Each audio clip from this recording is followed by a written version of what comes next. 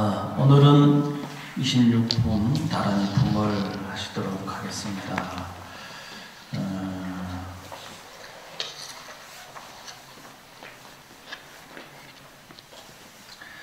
다란이 품은 25품에서 우리가 이제 관세음보살님께서 이 자비와 지혜로서 중생들을 구제해 주시고, 또 이 26품 이 다란이 품에서는 그 모든 천신들의 이 수호를 받아서 법화경을 수지하고 우리가 수행을 할 수 있다라는 얘기입니다.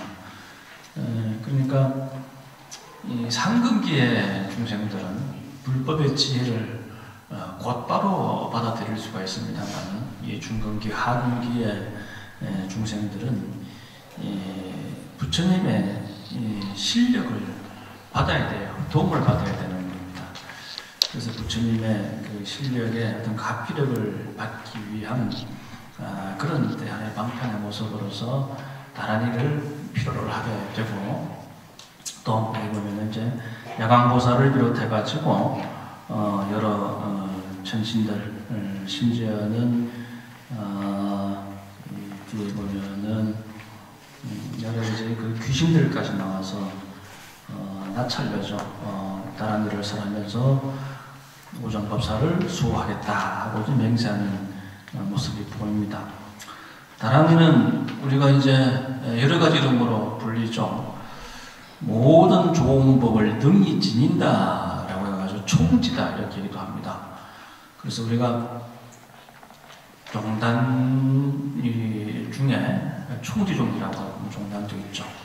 또 뭐 진각종, 총지종 이런 종단들은 밀교 종단입니다. 밀교 종단이 이제 진언을 주로 외우는 종단이죠. 그리고 또 능히 모든 악을 막는다라고 해서 능차라고 합니다. 총지다, 능차다. 또는 뭐 여러분들 진언, 다란이를 진언이라고 그러죠.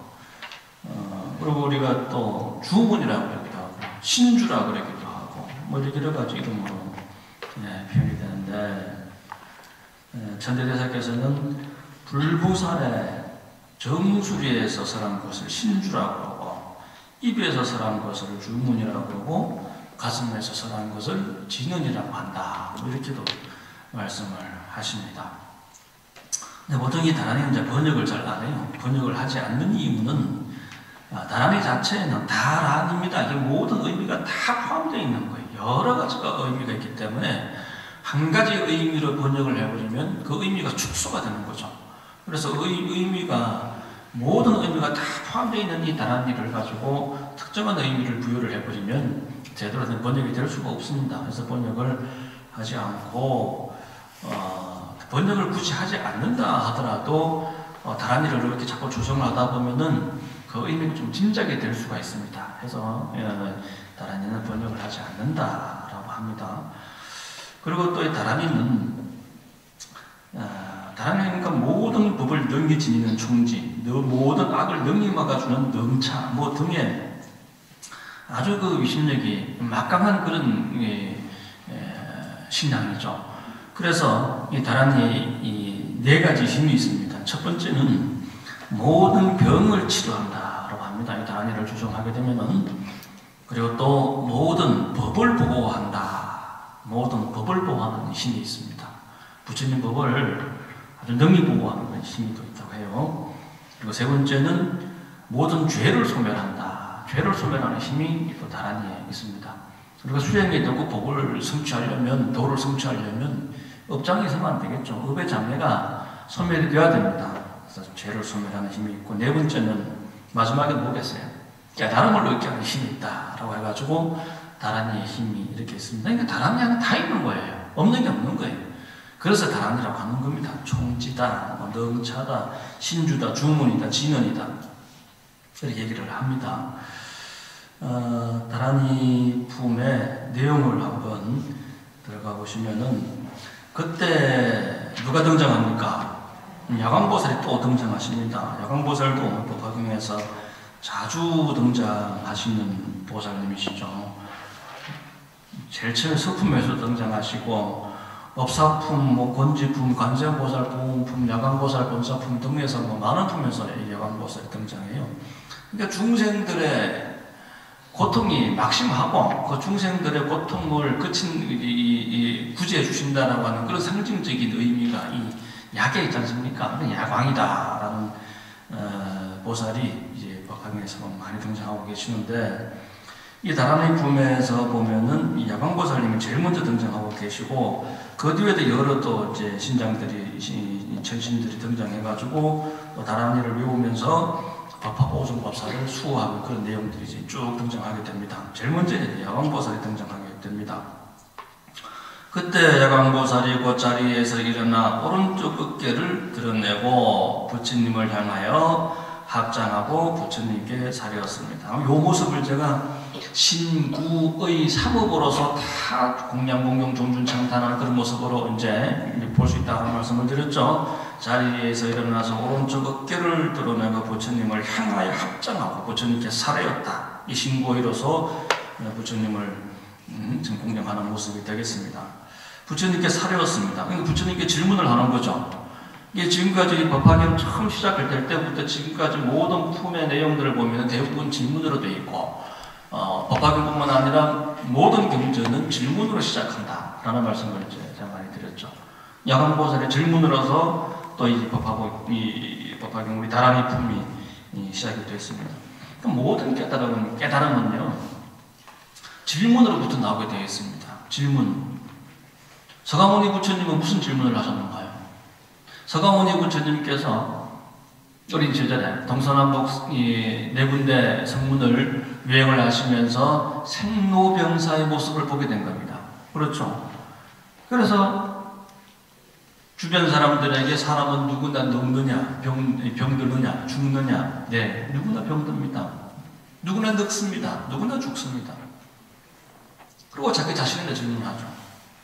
진짜 질문은 자기 자신한테 해봐야 되는 거예요. 그렇죠? 나는 누구인가? 여기는 어디인가? 내가 어디를 향하고 있는가? 이런 모습이 결국 우리 수행하는 직관의 모습이에요.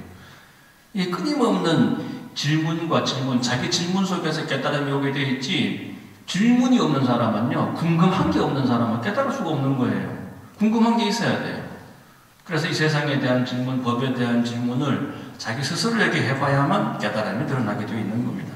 그래서 모든 경전에, 지금 특히 법화경 모든 품에 보면 질문으로서 이렇게 시작하게 되어 있는 겁니다.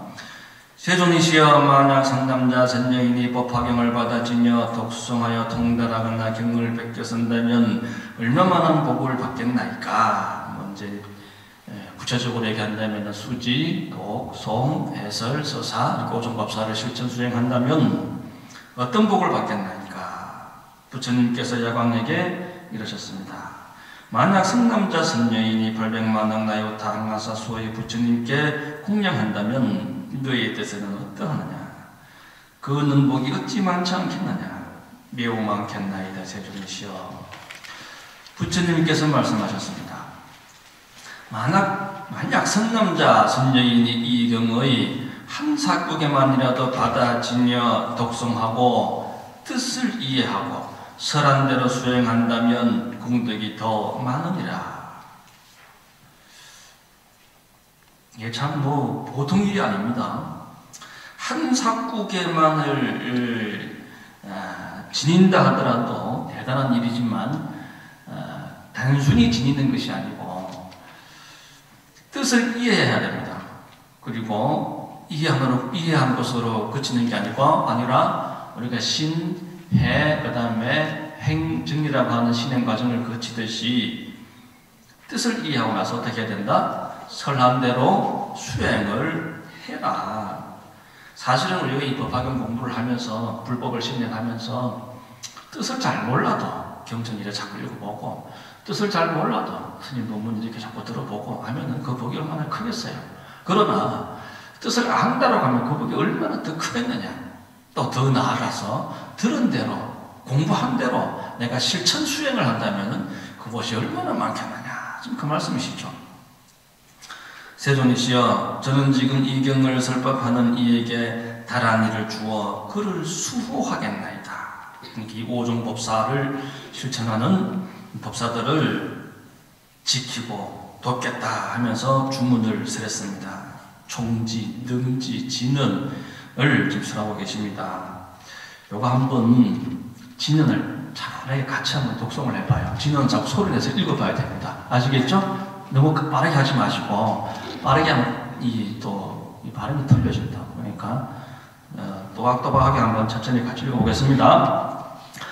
안니 마니 마네 마마네 지레 자리제 샤마 사리 다위 선제 목제 목다리 사리 아위 사리 상리 사리 사예 아사예 아비리 선제 샤리 다라니 아로가 바사파 자빅샤니 네리제 아변 다라네리제 아단다 바레 수지 구구레 모구레 아라레 바라레 수가차 아삼마삼니 붓다비리기 구제 달마바리 차제 성가열 구산에 바사바 사수지 만다라 만다라 사야라 우르라 우르다 교사야 악사라 악사야 다와 아바로 아마야 나다야.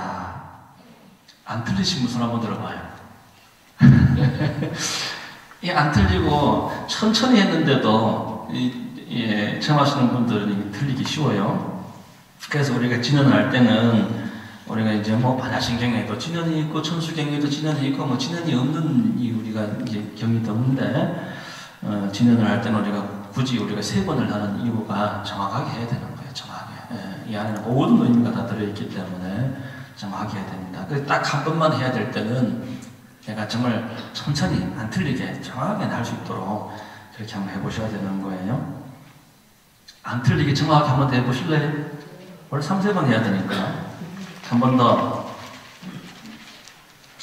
이 주문을 배우면 야광보살이 여러분들 항상 도와주시는 거예요. 그쵸? 그렇게 좀 증명하고 계시잖아요. 한 번 더. 안니 마니 마네 마마네 지레 자리제 샤마 샤리 다위 선제 목제 목다리 사리 아위 사리 상리 사리 사예아 사예아 기리 선제 샤리 다라니 아로가 바사파 자빅샤니 내리제 아변 다라네 지제 아단다 바레 수지 구구레 모구레 아라레 바라레 수가차 삼마삼니 붓다비리 기구제 달마바리 차제 성가열 구산예 바사바사 수지 만다라 만다라 사야다 우르라 우르다 교사랴 악사라 악사야 다바 아라로 아마야 나나야. 자, 세존이시여 이 다라니 신주는 여기가 신주라 그러죠. 다라니 신주 는 60여 강나사수의 제불께서 설하신 바오니 만약 이 법사가 침해하거나 이 법사를 오존법사를 침해하거나 헐뜯는 자가 있다면 이는 곧 제불을 침해하거나 헐뜯는 것이 되겠나이다. 그때 서가모니 부처님께서 야광보살을 칭찬해 말씀하셨습니다. 훌륭하고 장하다 야광아, 내가 법사를 걱정하고 옹호하려는 까닭으로 이 다라니를 설하니 모든 중생에게 유익하는 바가 많으리라 하십니다. 자, 이때 또 용시보살이 등장하셔가지고 또 용시보살의 또 다라니를 이제 설하시게 되는데, 사실 불교는 이 주술적인 면을 배제를 합니다. 근데 다라니가 사실 상당히 주술적이에요. 이 진언이다, 다라니다라는 게 굉장히 주술적이고, 이제 티베트 불교가 굉장히 이 다라니를 중심으로 한 그런 주술적인 면이 없지 않아 있습니다만은, 우리가 지금 여러분들이 함께 이 독송을 한 이런 다라니하고 불교에서 얘기하는 다라니하고 일반 주술적인 그런 그 모습하고는 다릅니다. 왜냐하면 여기에서 얘기하는 다라니는 사실은 우리가 충지라 그러고 능차라 그러고 진언이라고 하지만 이 방편입니다. 부처님의 아직 내 힘이 약하니까 부처님과 신장들의 도움을 받아가지고 그 보호를 받고 내가 지혜를 정정하기 위한 하나의 방편이죠. 그렇죠. 그러니까 아직 내 경계가 미약했을 때 하는 그런 부분입니다. 이미 관세음보살 공공품에서 지혜와 자비로서 이미 다 끝난 거예요. 관세음보살 지혜와 자비만 있으면 되는 거예요. 그 법을 일부러 믿고 신앙하면 되지만 그것으로도 좀 부족한 근기가 좀 낮은 중근기 하근기 중생들에게는 이 다란이가 필요한 겁니다. 이 다란이를 기반으로 도움으로 삼아가지고 깨치게 되는 그 지혜로 나가게 되어 있는 겁니다. 그러니까 이 주문은 주문 자체가 중요한 게 아니고 뭐가 중요하다? 주문을 통해서 얻는 깨달음이 중요하죠. 그렇죠. 방향 설정이 중요하다니까. 무슨 공부를 하더라도 우리가 108배를 하든 뭐 연구를 하든 뭐를 하든지 간에 궁극적인 목표가 중요한. 그래서 우리가 항상 우리 큰 스님께서도 원을 세워야 된다. 원을 세워야 된다. 그 원이라고 하는 게 목적지잖아요. 목표잖아요. 그러면 이 다란이는 그 목적지를 가기 위한 하나의 수단일 뿐인 거예요. 108배를 해도 그렇고 연불도 마찬가지입니다. 여러분들이 연불을 해가지고 얻는 거는 내가 관세음보살이 되는 거예요. 그렇죠? 깨달음을 얻는 겁니다. 이 다란이도 마찬가지입니다. 그래서 일반적으로 우리가 뭐 이상한 주문도 많고 하지만 그런 것과는 다른 거예요. 그는 그 단순히 그냥 어떤 그 도움의 실력을 받아가지고 그 순간에 뭔가를 얻고자 하는 그런 부분이라면 이 불교에서 얘기하는 이 다란이 진언이라고 하는 것은 궁극적인 선물을 내다보고 하는 거예요. 그 차원이 다른 거죠.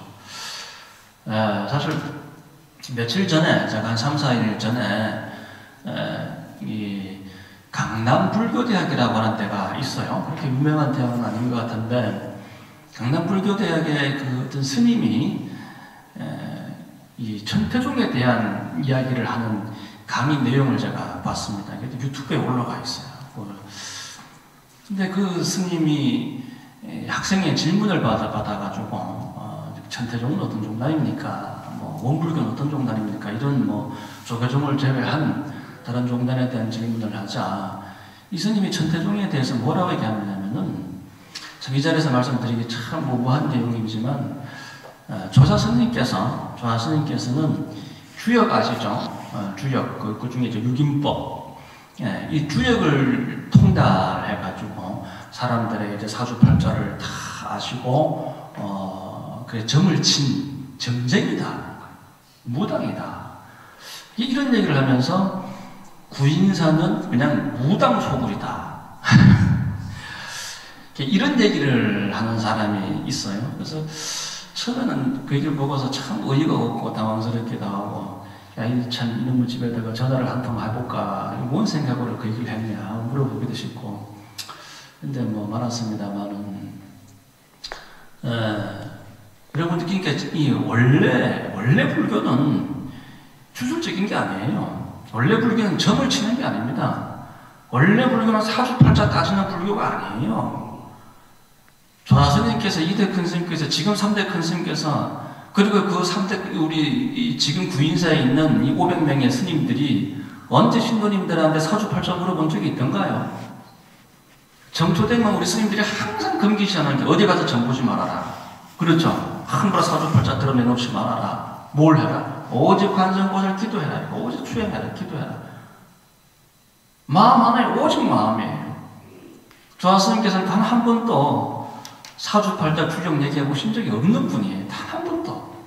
그런데 조사스님의 이 미신력, 이 법이라고 하는 것이 워낙 뛰어났고 뭐 도저히 상상을 못하는 거죠. 추행을 안 해본 사람들은 아니 이거는 뭐 있을 수 없는 일이다. 사입이다. 이렇게 넘어가 버리는 거예요. 그 경지에 안 가본 사람들은 그 깨달음을 얻지 못한 사람들은 바로 사입으로 이렇게 매도를 해버리는 거죠. 만약에 조사 스님께서 주역 공부를 해가지고 그렇게 달통을 했다면 우리 스님들이 맨날 주역 공부하고 있겠지. 우리도 스승님 닮아가야 되잖아요. 그죠? 여러분들도 맨날 주역 보셔야 되겠지. 그렇잖아요. 단 한 번도 우리 스님들이 뭐 주역 얘기하고 뭐 유김법 얘기하고 뭐 사주팔자 드러내봐라 뭐 이런 얘기 한 적 없지 않습니까? 그리고 또 예를 들어서 이 조계종에서 이 주역으로 아주 달통하신 분이 누구냐면 탄원 스님이에요. 아시잖아요. 이 탄원 스님은 조계종에서도 아주 큰 이제 스승이셨고 지금도 탄원 스님의 다례제를 크게 이제 종단 차원에서 지내고 있는 걸로 아는데, 야, 그럼 탄원 스님은 주역을 해도 되고, 조사 스님은 주역하면 안 되나요? 만약 했다 치더라도, 그렇죠? 했다 치더라도 왜 타노 스님은 주역을 해도 되고 조화 스님은 하면 안 되나 이거예요. 물론 조화 스님은 주역 근처장 가신 분이지만 주역을 봐서 사주팔자를 봐서 아는 게 아니에요. 옛날 큰 스님께서도 무당이라고 안 하면은 신의 도움을 받아가지고 신의 종이 돼가지고 신 내림을 받는 거예요. 신의 도움을 받아가지고 아는 소리를 해요. 그 보이는 게 있어. 뭐 때문에 왔는지 딱 짚어보면은 뭐 어떻게 됐는지 앞날 어떻게 될 건지 대략 짐작되는 게 있단 말이에요. 하지만 불교는 이 무당이 아는 것과 뭐가 다를까요? 불교는 신의 도움을 받는 것에서 나아가 신의 조복을 받습니다. 조복을 받아요. 제가 지난번 법회 시간도 말씀드렸던 것 같은데 무당 밑으로 들어가서 무당의 도움을 받아가 신의 도움을 받아서 이 아는 소리를 하는 종교가 아니에요. 불교는 이 수많은 호법신장들이 깨달음을 얻는 사람들을 도와주게 돼 있어. 받들어 모시게 돼 있다. 옛날 우리 큰 스님네들도 하늘에 천신들이 내려 천공을 올렸다고 하잖아요. 그죠? 관여대사도 그렇고 옛날 큰 스승들 보면은 하늘에 천신들이 내려와가지고 천공을 받들어 올렸다고 하잖아요. 그래야 되는 게 불교예요. 그런데 감히 어디 가가지고 불자라고 하는 사람들이 점을 보고 이렇게 한다면은 그건 불교라고 할 수가 없는 거고, 그리고 사실 또 이 사주팔자가 없는 게 아니에요. 쥐가 뿌려놓은 인연이 있기 때문에 그 인연 따라 사주가 드러나게 되어 있는 겁니다. 그 사주를 잘 보면은 그 맞아떨어지는 게 신기할 때도 꽤 많아요. 근데 불교에서는 그걸 하라 그래 말아 그래? 하지 말아라. 왜냐? 팔자를 바꾸는 법이 마음이 있기 때문에 그런 거예요. 오직 마음이다. 일반인들은 사실 사주팔자대로 뿌려놓은 숙명대로 운명대로 사는 그런 예가 많아요. 그런 예가 많습니다. 그러나 살면서 내가 참고 인내하고 극복하는 그런 마음이 사주팔자를 조금씩 바꾸기도 합니다. 그러나 큰 변화는 있지 않아요. 이미 전생에 뿌려놓은 억겁다생에 뿌려놓은 업이 이번 생의 모습인데 한 생에 그거 다 바꿔질 것 같습니까? 근데 방법이 있다 이거야. 뭐다? 마음이다. 불법을 만나서 오직 마음만 보면 돼. 오직 마음만. 다른 거 보는 게 아니고 오직 마음만 들여다보기 위해 가지고 우리가 참선도 하고 화두도 하고 관세음보살도 하는 거죠. 그렇죠. 그러다 보면 팔자가 바뀝니다. 팔자가 바뀌는 건 뭔 얘기다? 업장이 소멸된다고 하는 거죠. 그러면서 활골탈태가 되고 개가천선이 되고 깨달음을 얻게 되는 거죠. 그 스님 얘기한 것 또 하나는 뭐냐면은 천대종 스님들은 화장을 안 한다. 거의 매장을 한다. 이 스님이 저는 참 스님인가 싶을 정도로 의심이 가는 게 뭐냐면 깨달음이라고 하는 게 뭔 줄 모르는 거예요. 그러니까 불교가 뭔 줄 모르는 거예요. 화장을 하고 안 하고를 가지고를 불교다 불교 아니다 라고 논한다면 시방천지에 불교가 아닌 게 없는데 그깟 화장 하나 하는 걸 가지고 불교다 불교 아니다? 서가모니 부처님께서 화장을 하신 것은 그 당시에 인도 풍습이 화장이었던 거예요. 불교법이 아닙니다. 화장은 여러분들 착각하면 안 돼요.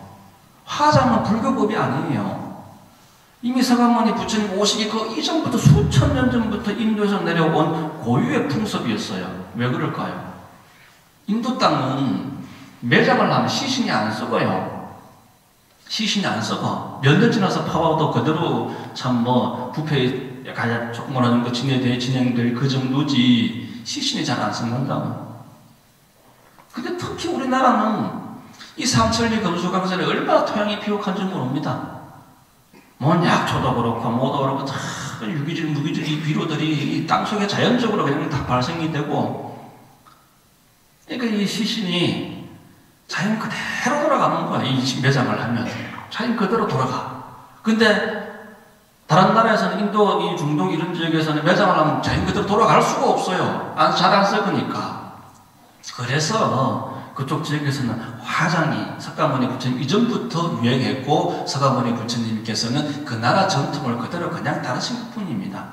이 전통이 이제 중국이나 티벳으로 와가지고 뭘로 바뀝니까? 특히 티벳 불교는 여러분들 아시다시피 조장을 많이 합니다. 조장. 또 수장도 하는 예도 있어요. 수장은 왜 하는 줄 아세요? 이 육신을 향김없이 보시하겠다는 그 마음입니다. 물고기 밥으로 내 목을 주겠다라고 하는 거고, 조장도 똑같은 의미예요. 티벳 가보시면 혹시 이제 인터넷에 조장을 한번 검색해 보세요. 검색할 때는 마음가짐을 단단히 하고 검색해 보셔야 돼요. 그럼 이 육신을 아주 칼갈이 해부를 합니다. 칼갈이 해부를 해가지고 이 뇌 골수 하나하나까지 뼈까지 다 부수어가지고 뼈 속에 있는 골수까지 끌어내고 내장을 다 드러냅니다. 그래가지고 쭉 늘어나요. 왜? 조장이니까. 새들이 와가지고 새 먹이로 남김없이 내가 다 보시하고 희생하고 가노라고 하는 그런 마음이죠. 이건 티벳의 풍습입니다. 이게 티벳은 워낙 이제 불교 국가였고 그 나라의 풍습이에요. 그 나라. 우리가 그걸 싫다고 그럴 겁니까? 나쁘다고 그럴 겁니까? 뭐 아니라고 그럴 겁니까? 그들은 그게 최고의 존중의 가치가 있는 겁니다. 그게 최고의 신앙의 가치가 있는 거예요. 그래가지고 우리가 아니라고 그럴 겁니다. 전 세계 불교가 지금 주목하고 있는 불교는요, 티벳 불교예요, 사실. 학문적으로는 일본을 따라갈 데가 없어요. 규모 면으로는 중국을 따라갈 수가 없습니다. 근데 일본이나 중국은 수행이 약하죠. 그런데 규모 면에서는 수행 면에서는 탁월한 게 사실은 티벳 불교입니다. 티벳 불교죠. 그리고 중생 회양 차원에서 어떤 보살도 차원에서 당연 세계 최고는 대만 불교입니다. 뭐 자제공덕회 등등등 해가지고 세계 최고의 어떤 그 NGO 단체들이 전 세계적인 구호 활동을 펼치고 상상 초월한 뭐 수천억 뭐 조 단위가 넘는 그런 이 신행 활동을 하고 있습니다. 또 우리나라는 뭐예요? 우리나라는 세계적인 수행을 보입니까? 일본처럼 학문으로 이렇게 합니까? 아니면 세계적인 그런 보시 활동을 하고 있습니까? 지금 한국 조계종은 지금 뭘 하고 있죠? 전 세계에 나가면은 한국 불교는 인정을 못 받고 있어요. 조계종이 인정을 못 받고 있습니다, 여러분들. 사실 기가 막힌 현실이에요. 전 세계 어디 가서 이 인정을 받을 거예요. 얼마 전에 불과 한 보름도 안 되는 10월 말이었습니다. 10월 말에 중국에 한중 불교 대회가 있었습니다. 한중 불교 대회가 아니고 그 한중 그 스님들, 신진 스님들, 젊은 스님들 중심으로 해가지고 수행 체험하는 게 있어요. 이것이 한 뭐 10년 전, 10몇 년 전부터 이제 중국 불교하고 한국 불교하고 이제 교류를 하면서 1년에 한 번인가 2년에 한 번인가 정확히 모르겠습니다만은 젊은 스님들 그룹이 중국에 가서 한번, 한국에 한번 와서 한번 해가지고 한중 스님들이 함께 새벽 예불도 보고 기도하는 그런 이제 그 수행 프로그램입니다. 근데 다녀온 스님들이 해마다 하는 소리가 뭐냐면 내가 천태종인 게 너무 자랑스럽다라는 거예요. 한국 땅에서는 참 뭐 천태종 지금 뭐 많이 알려졌습니다만 예전에 뭐 천태종 잘 모르고 뭐 한국 불교하면 그냥 뭐 조계종만 알고 있는 그런 시절이 있었었죠. 근데 중국에 가보면은 조계종은 모르는데 천태종을 아는 거예요. 조계종을 모르진 않아요. 근데 조계종을 취급을 안 해요. 우리가 1993년도에 이덕현 열반 드시기 직전에 중국 국정사, 중국에서 그 5대 명찰 중에 하나는 국정사에다가 우리 한국의 조사전을 짓고 그래 된 계기가 그 당시 중국 불교협회 회장이었던 조박초 회장, 중국에서는 뭐 살아있는 보살의 화신으로 불렸던 그분의 절대적인 영향력으로 그와 같은 일이 벌어졌고 그 당시부터 지금까지 중국 불교하고 우리 한국 불교 중에 우리 천태종하고 아주 밀접한 그런 교류 관계를 가지고 있고 그들이 구인사에 와서 보고 상광사에 와서 보고 정말 천태종만이 이 중국 불교를 새롭게 일신시킬 수 있는 롤 모델이다. 그래가지고 10년 전에 중국에서 유일하게 중국 불교하고 우리 한국 불교하고 자매교를 맺은 게 우리 종단이에요.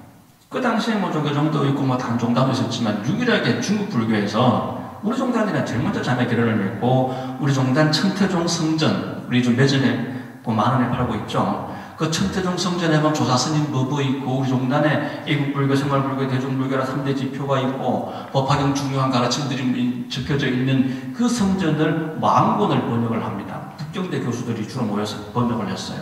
그 중국에 있는 모든 도서관, 모든 대학에 이 마음문이 다 이제 뿌려지게 됩니다. 그 역사적인 현장에 제가 실무로서 밑에서 이제 심부름 하면서 쫓아다녔던 그런 이제 기억이 있어요. 얼마 전에 이제 10월 말에 또 우리 스님들이 이제 중국에 가서 한중 또 신행 처음에 스님들이 젊은 스님들이 모여가지고 중국 대표단도 있고 한국에서도 뭐 각종 don에서 스님들이 오셔가지고 함께 모여서 한솥밥을 먹어가면서 수행을 하는데 거기서 이제 뭐 이런저런 얘기 나오는데 중국 스님들이 그 집행부 스님들이 뭐라 그러냐면은 한국은 천태종밖에 모른다. 한국은 천태종이 최고다.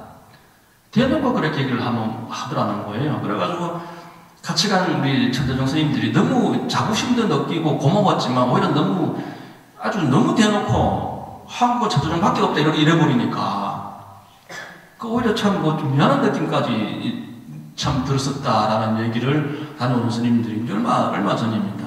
그러니까 아마 8월 달에 저랑 오대산 같이 갔다 오신 분들은 아시겠지만 그 당시에 우리 중국 불교협회에서나 중국 불교 당국에서 나와서 여러분들 환대를 받고 갔지 않습니까? 그분들이 그거 모르겠어요? 지금 한국 불교를 모를 것 같습니까? 청태종을 모르고 조계종을 모를 것 같습니까? 중국 중국 스님들도 다 스마트폰 다 가지고 있고 어떤 면에서는 우리보다 더 뛰어난 정보력을 다 가지고 있어요. 그들이 왜 한국은 천태종밖에 없다 얘기를 할까요?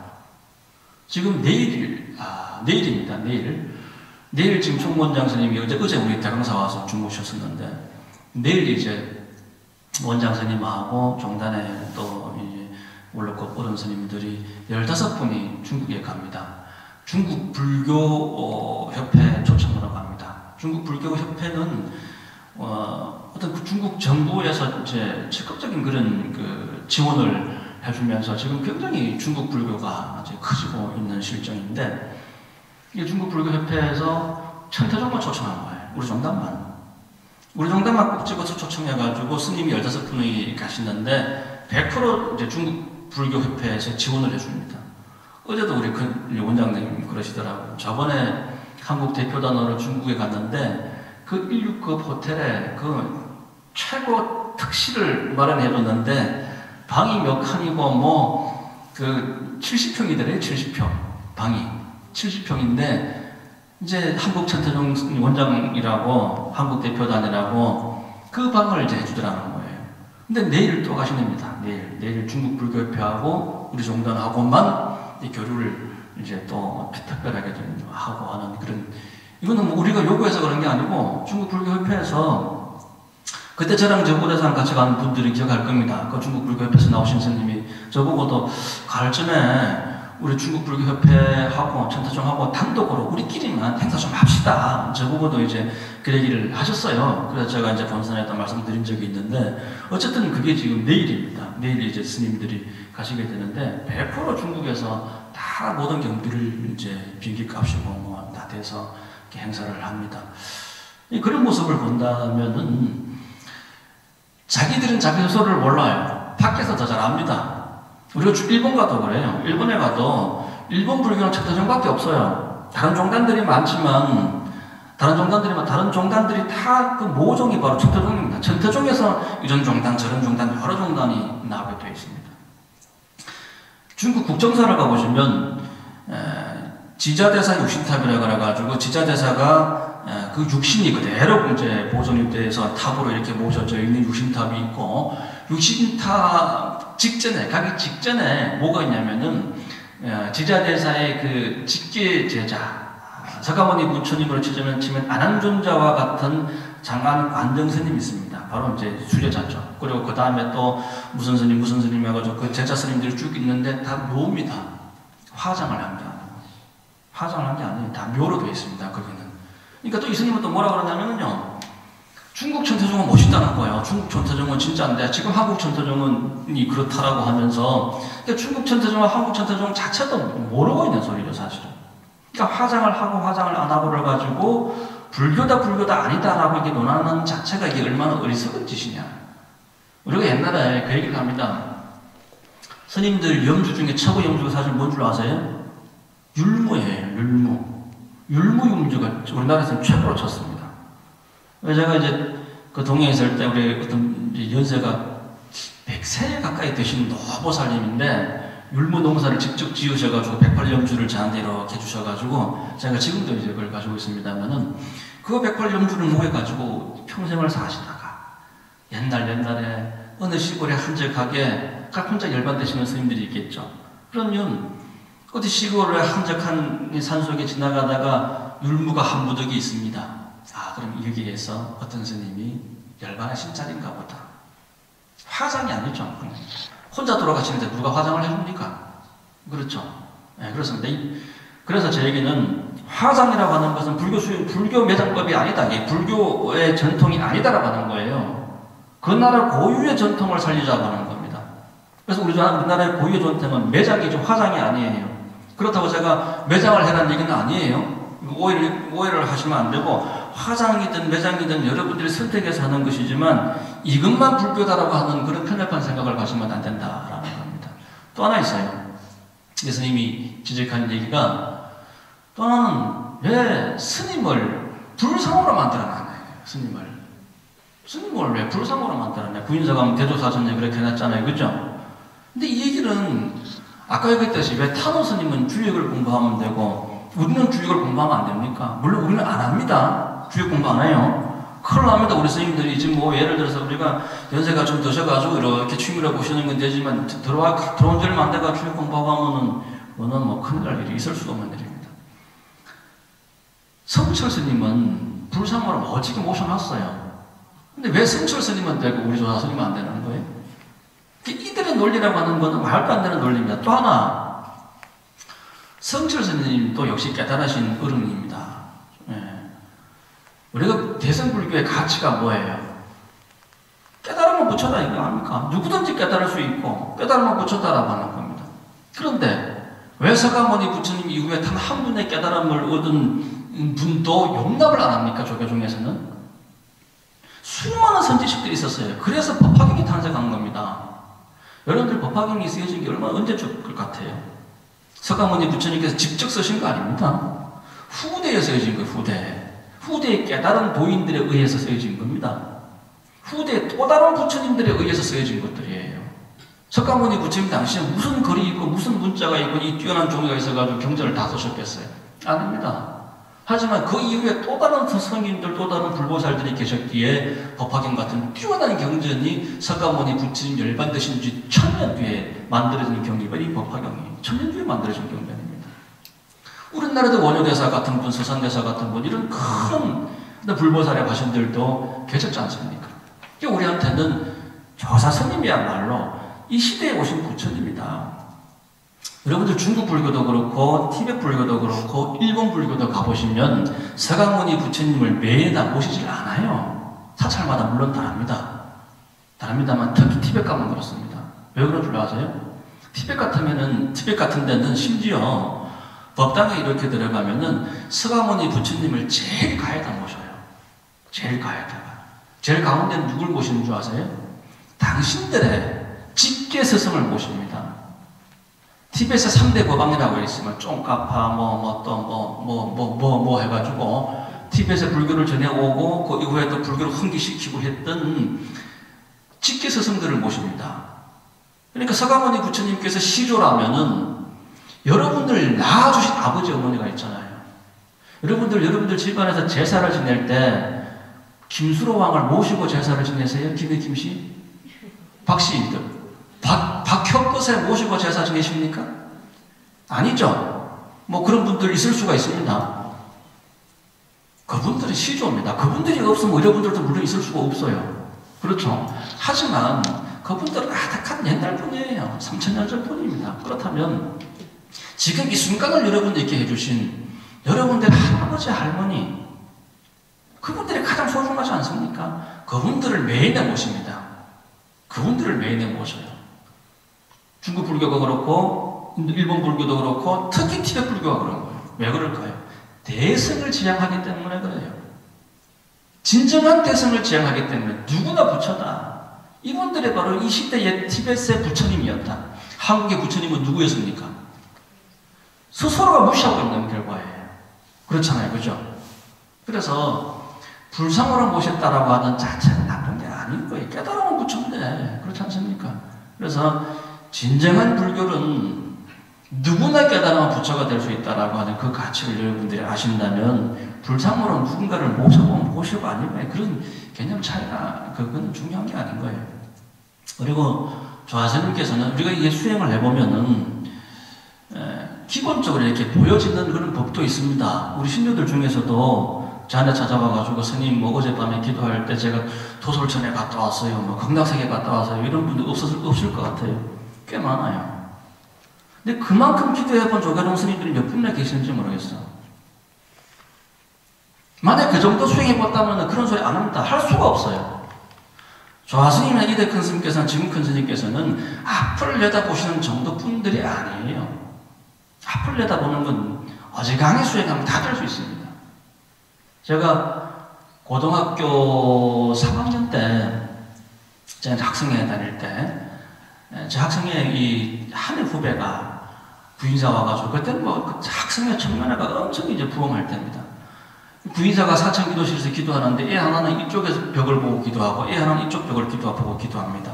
얘 둘이가요 생년월일이 똑같아요. 이 두 친구가 생년월일이 똑같은 친구인데 맨날 둘이 같이 절에 붙어 다니면서 학생회 활동하고 뭐 이제 이러던 친구들인데 부인사 갔다 와가 저한테 전화가 왔어요. 오빠 제가 부인사 가서 기도를 했는데 너무 신기한 경험이 있었어요. 그러면 뭔데요? 그러니까 자기가 기도를 하는데 그냥 환히 보이더래. 막 전생이고 뭐가 다 보이더래. 그러면서 자기가 이제 전생에 비군이었다는 거예요. 그리고 자기 친구랑 그 자매 시간이었대요. 그렇게 참 돈독하게 이렇게 정을 나누고 살았는데 둘 다 비군이가 돼가지고 그 정을 서로가 못 끊었대. 스님이 돼가지고 서로 그리워하고 그랬던 그 정이 있었는데 현생에서 그 둘이가 다시 만난 거예요. 그 둘이가. 근데 이쪽에 기도하던 애 있죠? 얘가 더 신기합니다, 사실은. 그 다음날 아침에 저는 이쪽에 있는 애만 알았거든. 얘가 나한테 와가지고 이제 그 얘기를 하는데 더 신기한 건 얘도 똑같이 본 거예요. 근데 이 둘이서 만나서 얘기하는데 둘이서 본 게 똑같은 거예요. 그때 걔들이 18인가 19인가 그랬단 말이에요. 그 어린 애들이 거짓말을 해서 사귀었어요, 저한테. 저랑 참 절친하게 지냈던 아이들인데 둘이서 전생을 봤는데 똑같은 전생을 본 거예요. 기도 열심히 하면 그 아이들이 10대입니다. 그 아이들도, 그 어린 아이들도 10대 된 아이들도 극락세계를 볼 수 있고 도솔천을 볼 수 있고 지 전생을 볼 수가 있는 그 길이 바로 불교에 있는 거예요. 근데 참 이제 그 소리를 듣고 나서 야, 참 안타깝다. 그런 생각이 많이 들었는데 어쨌든 지금 이제 한국 불교에서 이런저런 소리들이 들리고 특히 조계종에서 저런 소리 들리는 이유가 뭐냐면 저는 이런 생각을 해봅니다. 저는 근래에는 이 조계종 불자들이나 이 종단을 막론하고 저는 아주 드러내놓고 지금은 얘기해요. 한국 불교의 모순, 문제점 이런 것들을 아예 드러내놓고 저는 신랄하게 제가 얘기를 하고 있는 입장인데 이제는 알아야 돼요. 이제는 뭐가 문제고 우리가 어떻게 무엇을 지향하고 살아가야 될지 알아야 되는데 지금 이제 근래 이런 부분이 좀 뜸했거든요. 뜸했는데 또 근래 이런 모습들이 다시 이렇게 시작되는 모습이 뭐냐 하면은 여러분들 그 일본이나 중국 보시면 특히 일본 보시면 그 위안부 문제나 뭐 강제징용 문제라든가 뭐 독도 문제라든가 이런 문제들 너무나 뻔하고 명백한 일들을 가지고 오히려 참 거짓을 진실인 듯 얘기하고 있는 그들의 모습을 보면은 저들이 과연 국가인가 나라인가 사람인가 싶을 때가 있죠. 그들이 그러는 이유 중에 하나가 뭐냐면 우리나라가 힘이 없고 미약하면 얘기 안 해요. 사실 우리나라가 국력이 부강해지고 세계적인 나라가 되고 있습니다. 그렇죠? 지금 한국이 어떤 문화적으로 우리가 지금 뭐 아이돌 가수들이나 또는 뭐 여러 가지 영역에서 세계를 선도하고 있습니다. 여러 가지 과학기술도 그렇고. 그런데 유일하게 세계에서 뒤처지는 게 있어요. 두 가지입니다. 하나는 정치, 하나는 종교예요.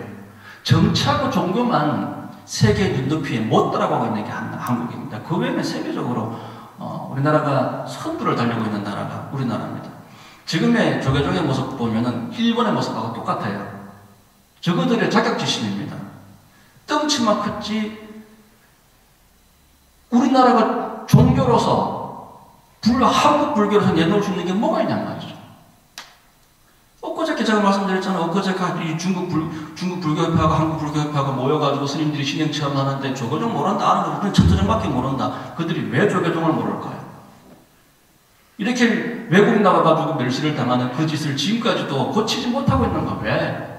스승이었었기 때문에 그래요. 조사스님 같은 스승이었었기 때문에 지금 저들이 그러고 있는 겁니다. 이 부분들 여러분들이 명확하게 소신을 가지고 올바른 어떤 종교관, 불교관을 가지시고 누구를 대하더라도 당당하게 대하고 명하게 대화를 해주셔야 돼요. 그리고 대화가 안 되면 말을 다 끊어버리세요. 대화가 될 때 대화를 해야 되지 설득이 될 때 설득을 해야 되는 거고 설득력을 갖춰서 얘기를 해야 되는 거고 그렇지 않으면은 대화를 피해버리세요. 그렇지 않으면 괜히 구원만 짓게 돼요. 서로가 감정 완성하게 돼요. 그렇죠? 얘기하다 보니까 시간이 많이 갔는데 사실 뒤에 내용들은 그냥 쭉 보시면 충분히 알 수 있는 내용이고 지금 용시보살이 등장했습니다. 용시보살은 용시다 이제 크게 베푸는 이타의 보살입니다. 용시다 그러지 않습니까? 크게 베푼다.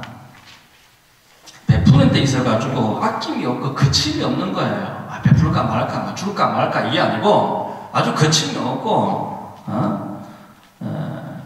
그래서 이름이 용시다라고 하는 겁니다. 용시보살도 야광보살하고 똑같은 발언을 하고 제일 밑에 줄 보세요. 보시면은 용시보살의 진언이 있죠.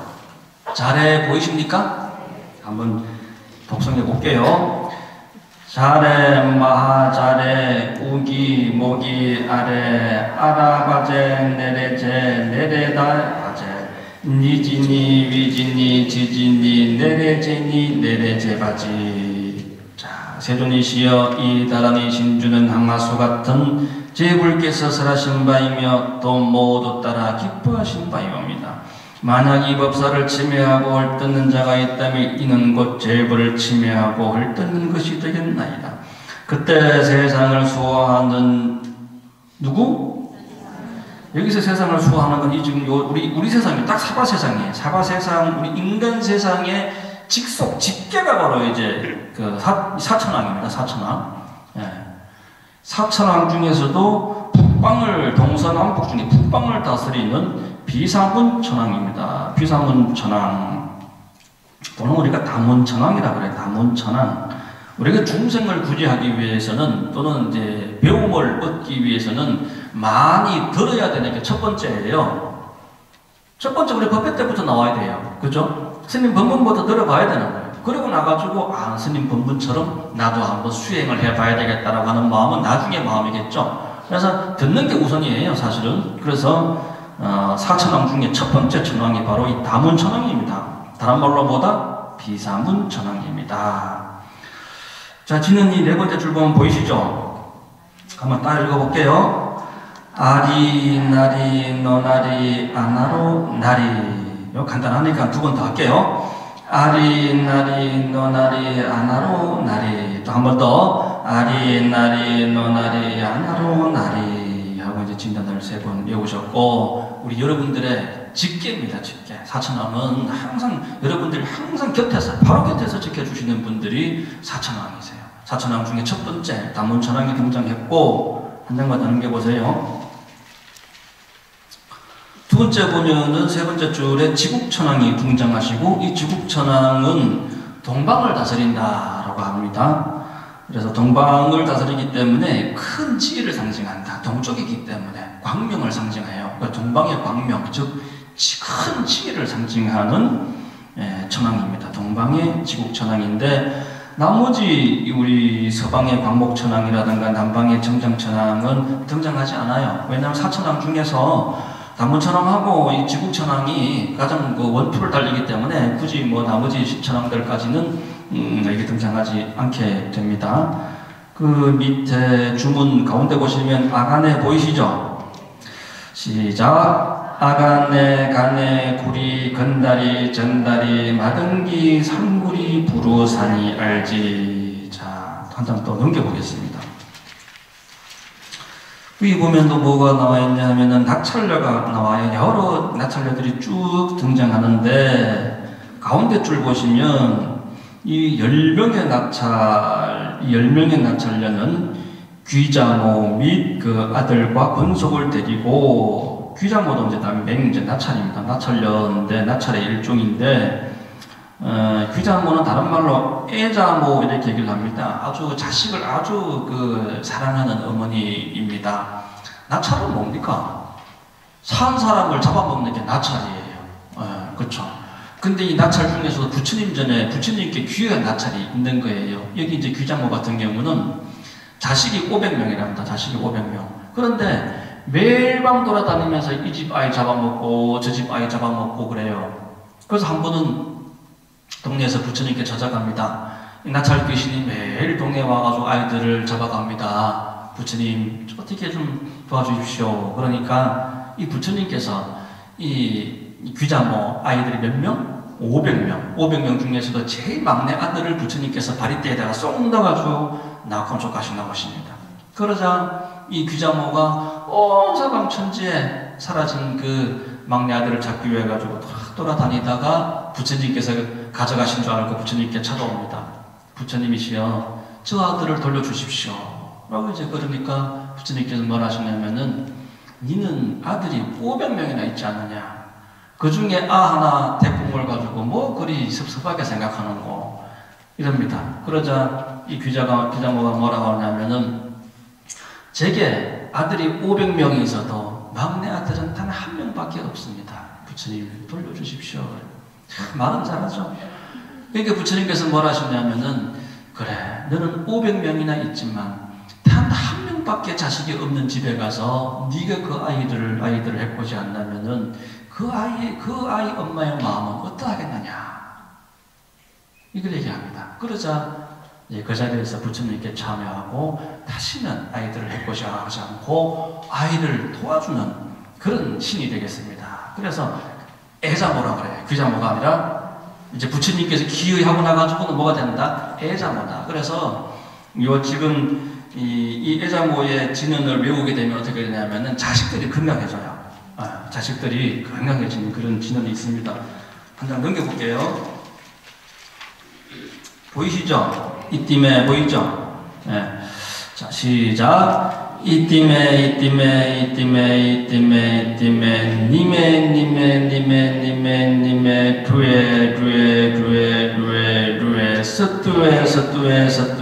루에 서뚜에 사와. 자, 이렇게 되어 있습니다. 그렇죠? 그리고 차라리 나의 머리 위에 오를지언정 법사를 괴롭히지 말며 야차거나 나찰이거나 악이거나 부단나거나 길자거나 지금 여기 나오는 이 귀신들이 뭐냐면 다 사람의 정신력을 흐트리고 정력을 빨아먹고 마술을 부리고 뭐 이런 귀신들입니다. 이게 뭐냐면 다 우리 곁에 또 있는 귀신들이에요. 여러분들의 정신과 마음을 혼란케 하고 하는 그런 귀신들이 여러분들 곁에도 있어요.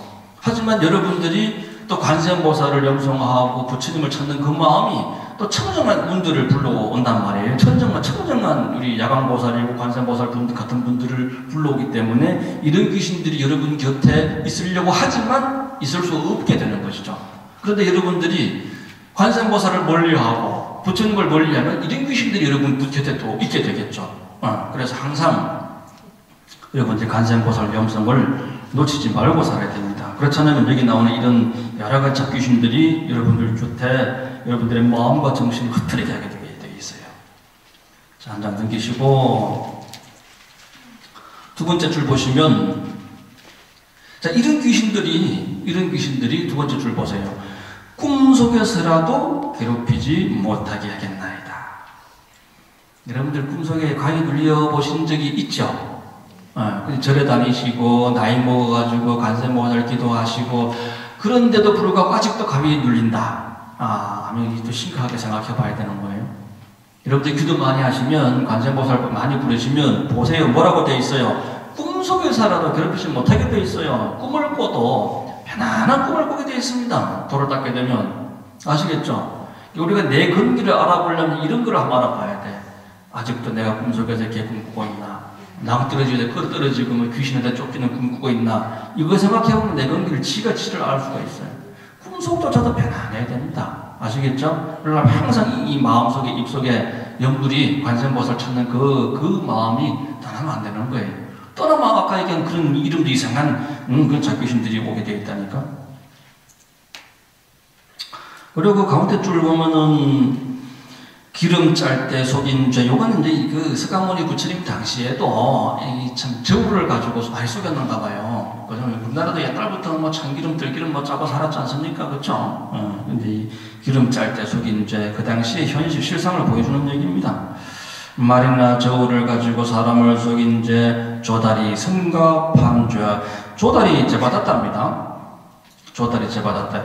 조다리 죄 받았다가 부처님을 이제 참 시해하려고 하다가 어떻게 됩니까? 여러 차례 시해를 시도했죠. 그러다가 3차로 이제 땅이 갈라져서 지옥에 들어가게 됩니다. 조다리 성갑한 죄와 같으리라. 얼마나 이게 참 무서운 얘기입니까? 그러니까 열심히 기도하시면 이런 일이 없어져요. 제일 밑에 줄에 세존이시여 저희도 스스로 이 경을 받아지며, 누가 하라 해라 해서가 아니고 스스로 마음을 내야 그게 복이 되지, 하라 해서 하는 거는 그것도 물론 복이 되지만 큰 복은 되지 않습니다. 스스로 이 경을 받아지며 독송하고 수행하는 이를 옹호하여 안온을 얻게 해 모든 환난을 얘기하며 온갖 독약이 소멸되게 하겠나이다. 부처님께서 나찰녀에게 말씀하셨습니다. 훌륭하다, 장하다. 너희가 다만 법화경의 이름만 받아짓는 사람을 옹호한다 할지라도 그 복을 다 헤아리지 못하겠거늘. 지금 이 대목 때문에 문제들이 생깁니다. 뭐냐? 법화경의 이름만이라도 받아짓는 사람. 법화경 이름이 뭐죠? 묘, 법, 연, 화경. 그래서 오로지 그냥 묘법연화경 5글자만 외우고 다니는 분들이 많아요. 근데 그 신행이 나쁘다라고 하는 게 아니라 그것만 다다 그러면 안 되는 거예요. 특히 일본 쪽에 어떤 종단 보면은 남묘호랭개교 그럽니다. 나무 묘법연화경, 남묘호랭개교 계속 그것만 가지고 줄줄줄 외워요. 우리나라에서도 상당한 세력이 있습니다. 아시죠? 예. 근데 지금 이거 보시면 법화경 이름만 받아짓는 사람을 옹호한다 할지라도 그것만 지금 그러니까 법화경 이름만 갖고 얘기하는 건데 그 뒤에 보세요. 그 복을 다 헤아리지 못하겠거늘 하물며 갖추어 받아 지니고 경전에 공양하되 이렇게 돼 있죠. 그러니까 이름만 받아 지닌다라고 하는 것은 수지입니다. 수지. 오종법사 중에 수지만 이래 수지. 이름만 받아 지닌다라고 하는 것은 수지를 얘기하죠. 그 다음에 그 뒤에 갖추어 받아 지니고라고 하는 것은 수지 뒤에 뭐가 있습니까? 수지 다음에 독, 송, 해설, 서사 다 갖춰야 되는 거예요. 다 갖춰야 돼. 이래야 하면은 그 공덕이 한량없으리다. 이제 그 말씀하고 계시는 건데 뒤에 줄은 안 보고 앞에 첫 줄만 보고 법화경 이름만 받아 짓는 사람을 옹호한다라고 하는 요 대목만 보고 5글자에 얽매 있는 사람들이 있다라는 얘기입니다. 밑에서 4번째 줄 보면은 고제야라는 대목. 이 고제가 이제 나찰녀 이름이에요. 고제야. 이 다른 말로 하소 이제 한문으로 어찌하요. 고소, 하소. 다시 말해서 고제라는 이름이 어디로 가느냐. 어찌하고소. 어디로 가느냐. 어디에 도달할 거냐. 하소. 여러분들에게 질문 던진다 생각해 보세요. 하소, 니 지금 어딜 가고 있느냐? 어디에 도달할 거냐? 이 고민하고 살아봐야 됩니다. 이 나라의 품을 살아실 때 68,000인이 무엇을 얻었다? 무생법인을 얻었습니다. 이제 법화경의 무생법인이라는 이야기가 자주 등장합니다만은 저번에도 설명드렸습니다. 무생법인은 무생입니다. 생사를 멸진한 단계입니다. 중생의 번뇌 중에 수많은 번뇌가 생로병사에 대한 번뇌죠. 생사에 대한 번뇌입니다. 낫다, 늙는다, 병는다, 죽는다, 생로병사에 대한 그런 고통, 두려움, 번뇌가 제일 심하죠. 그러니까 여기서 얘기하고 있는 무생은 생사를 초월했다. 그죠? 생을 초월했고 사를 초월한 겁니다. 생사를 멸치한 한 자리예요. 그러니까 여기서 무생법인이라고 하는 건 깨달음의 그 자리를 의미한다. 이제 보시면 되고, 어쨌든 우리에게 다란이는 뭐냐? 여러분들에게 우리에게 다란이는 관, 세, 도, 살 이 5글자 안에 다 있다. 그래서 관세음보살을 주력적으로 해라. 그런 말씀을 하셨습니다. 관세음보살이 우리에게는 대신주의고 대명주의고 시무 등등주의예요. 여러분들 관세음보살 보험품 제일 마지막 장 한번 보실래요? 관세음보살 보험품 제일 마지막 장 보시면 제일 마지막 줄 관세음보살 보험품 제일 마지막에 보시면 자, 부처님께서 이 보문품을 설하실 때 대중속에 84,000 중생이 다 비길 바가 없는 안욕따라 삼력 삼보리의 마음을 일으켰습니다. 왼쪽 한문 보시면 중생이 개발 무 등등 이렇게 되어 있죠. 무등이다. 그리고 등등이다라고 하면 뭡니까? 등등등 비등비등하다 그죠? 비슷하다라고 하는 얘기입니다. 비등비등하다. 관세음보살 보문품 제일 마지막 줄이에요. 제일 마지막 장에 한문 보세요. 한문. 그 무등등 이렇게 되어 있죠. 그렇죠? 등등은 견줄 바가 있는 거고 견준다는 얘기고 무등이라고 하는 얘기는 뭐예요? 견줄 바가 없다. 근데 여기서는 등을 하나 더 붙입니다. 무등등입니다. 그죠? 견줄 바가 없는 것에 한 번 더 나아가는 거예요. 원효대사께서 이제 화정 말씀하실 때, 이제 스승에 대한 말씀하실 때, 우리가 스승, 그죠? 스승사자로 얘기합니다. 스승사자. 근데 큰 스승을 가지고 뭐라 부르냐면 상사라 그래. 상사. 우리가 군대 가서 계급장 달 때 상사가 그 상사입니다. 상사라 그래. 뛰어난 스승이죠. 일반 스승은 그냥 스승이에요. 스승사자 하나면 됩니다. 근데 그 앞에다가 큰 스승은 상사를 붙여요. 근데 부처님은 무엇이냐? 무상사입니다. 그렇죠? 무상사예요. 상사 위에 아주 큰 스승 위에 아주 크다라고 얘기할 수가 없는 그런 스승이 누구시다? 부처님이다. 이 우주 일체를 제도하시는 분이기 때문에 그런 스승이시기 때문에 무상사다 얘기를 하는 거예요. 이 무등등도 마찬가지이신 거예요. 아시겠죠? 여러분들이 하고 계시는 이 관세음보살 안에는 무등등이 어떤 것도 견줄 수 없는 진연 다란이 총지가 바로 무엇이다? 관세음보살 안에 다 있는 겁니다. 그래서 이제 진연종 우리가 주문으로 수행하는 종단이 아까 말씀드린 진각종이 있고 총지종이 있죠. 이 진각종 총지종에서는 관세음보살 육자대명왕지는 뭐죠? 옴마니밤뱀 옴마니밤뱀 하면서 수행을 합니다. 그리고 그 수행이 굉장히 진각종에서 수행이 깊이 들어가요. 이 지는 수행이라고 하는 게 이 소리를 내서 하는 수행이 이 소리에 쫓아서 이렇게 들어가다 보면 굉장히 깊게 들어갑니다. 저는 어제도 이제 동대 교수님하고 한참 얘기했는데 차라리 진각종이 훨씬 뛰어납니다. 조계종보다도. 왜? 수행합니다. 일반 신도들도 굉장히 깊게 수행을 합니다. 엄마니밤비홈이라고 하는 이 진언을 쫓아서 마음과 내가 하나가 딱 되죠. 주관과 객관이 소리와 내가 딱 하나가 돼서 그 들어가는 깊이가 굉장합니다. 근데 여러분들 천수경을 읽어보시면 아시겠지만은 관세음보살님과 연관된 진언이 수십 가지가 나오죠. 그죠? 엄마니 방병뿐만 아니라 준재진은 옴자례 주례 준재사바 준재진도 나오고 수많은 진언이 나옵니다. 신묘장구 대단히도 나오죠. 그렇죠? 핵심은 신묘장구 대단이에요. 근데 이 많은 진언 중에 그 뭘 최고로 칠 거예요? 지금 이제 총지종하고 진각종에서는 엄마니 방병으로 해요. 하지만 또 다른 어떤 사찰에 보면은 또 준재진을 가지고 하는 데도 있고 특히 신묘장구 대단을 진행하는 사찰들도 많죠. 그럼 어떤 걸 가지고 진짜로 줄 거예요? 그냥 그 원뿌리인 관세음보살 탁자 이겁니다. 원뿌리. 아시겠죠? 원뿌리. 관세음보살로 비롯해가지고 수많은 진언이 나왔잖아요. 그럼 관세음보살 그 원뿌리를 우리가 찾는 겁니다. 이 관세음보살 5글자 안에 다 있다. 이게 진정한 따라니까 관세음보살이 5글자 안에 있다. 5글자다. 여러분들 이렇게 생각하시고 조화사님께서 이와 같이 증명해 놓으셨고 여러분들도 이와 같이 열심히 수행하신다면은 지금 여기서 나와 있는 야광보살을 비롯해가지고 나찰력까지, 그러니까 성에서부터 범입니다. 성은 야광보살이 성인이죠. 그리고 야광보살 다음에 또 누구였죠? 바로 뒤에 무슨 보살이었죠? 용시보살. 그 다음에 천왕이 나오죠. 다문천왕하고 이제 또 이 두 분의 천왕이 나오십니다. 이건 성은 보살님들이 두 분이시고, 그 다음에 천왕 둘은 뭐라 그래? 중인이라고 보면 돼요. 성인, 중인, 그 다음에 범인. 범인은 바로 나찰려라고 보면 됩니다. 그러니까 성에서부터 범까지 다 도와주게 되어 있는 거예요. 아시겠죠?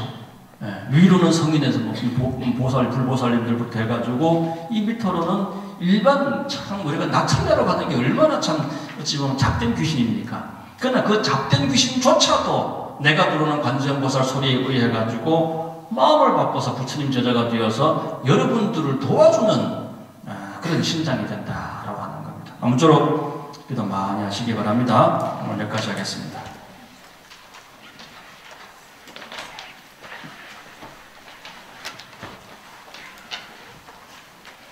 자, 마음 정진하시겠습니다.